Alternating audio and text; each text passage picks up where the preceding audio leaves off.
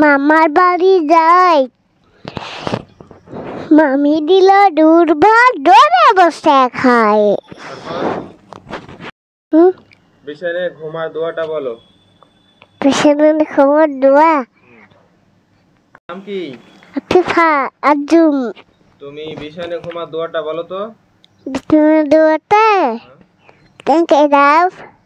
আল্লাহুম্মা কহ। বিসমিকা হ্যাঁ আমতো আই হে। এবার বলো আরেকটা দোয়া কহ তো।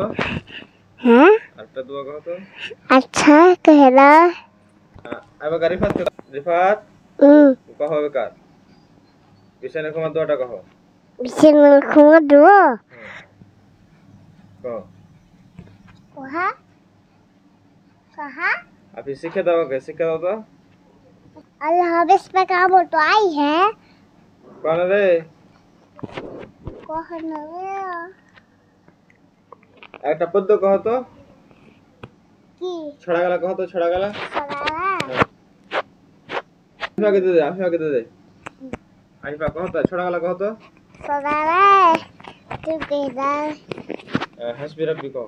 আসবি লবি জালালা মা বি গালবি হেলুলা।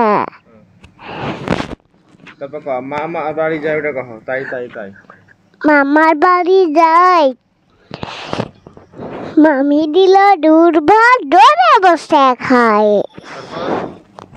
যে আলিফুন আল্লাহ কহ।